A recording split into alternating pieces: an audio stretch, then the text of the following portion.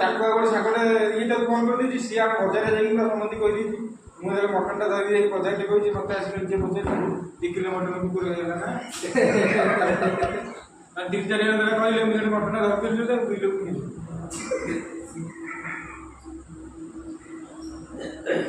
କୁକୁର ସେ ଲକ୍ଷ୍ୟ କରୁଥିଲେ ଖାଇବେନି ମୁହଁ ମାରିଦେଲା ମାନେ ଗୋଟେ ଭଲ ଲାଗିବ ନା କୁକୁର ହାତ ହେଲେ ମାନେ ମୁଁ ଖାଇକି ମାନେ ଜଷ୍ଟ ଖାଇକି ହାତ ହେଇକି ଗାଡ଼ି ଯାଇଛି ହାତ ହେଇକି ସେ କୁକୁର ସେଇଠି ଯାଇଥିଲା।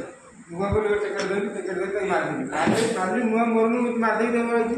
ଆମେ ଦୌଡ଼ିକି ଯାଉଛୁ ମାନେ ମୁଁ ଦୌଡ଼ିଲି ସିଏ ଦୌଡ଼ିଲା ମୁଁ ଆମର ଧାନ ଶୁଖେଇ ସେଇଠି କାଛିକି ଏମିତି କହିଦେଲୁ।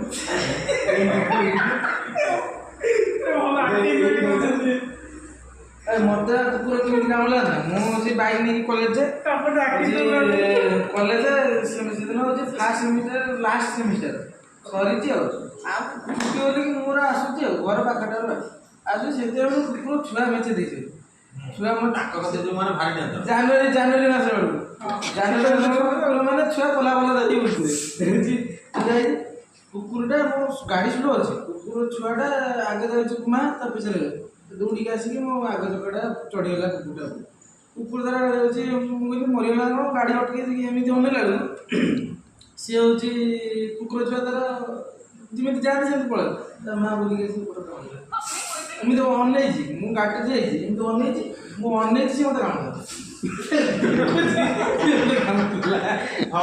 ମୁଁ ଗାଡ଼ିରେ ଠିଆ ହେଇଛି ନା ଆଉ ବୁଲିକି ଯାଇପାରିବିନି ନା। ମୋର ପୁରା ମାଉଁସ କାଟିକି ଯାଇଛି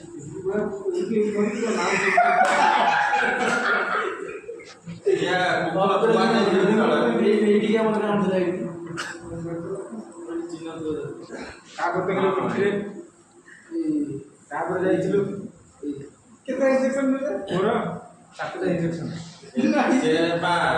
ଛୁଆ ଦେଇଥିଲ ନା ତାଙ୍କ ଛୋଟ ପିଲା ତାଙ୍କ ଗାଁରେ ଆମ ଛୁଆ ଏଇଠି ପୁରା ଧରିକି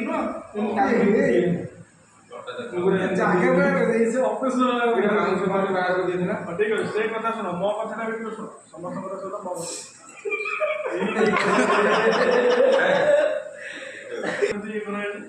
ମାନେ ଛୁଆ ଦେଇଗଲା ଏମିତି ସାଙ୍ଗ ପିଲାଟା ସିଏ ବି କୁକୁର ଗୋଟେ ଛୁଆ ଦେଇଛି ହେଲା।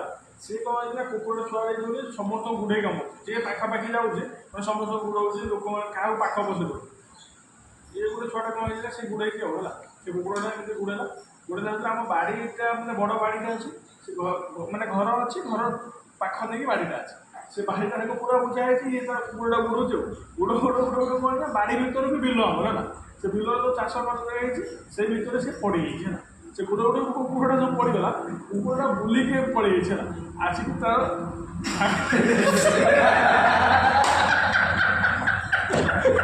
ଏମିତି ଭଗକୁ କାମୁଡୁଛି ନା କହିପାରୁଛି ନା କିଛି ଏତେ କଥା କହିଦେଲା ପରେ ଏତେ ମୁଣ୍ଡକୁ ଦେଲେ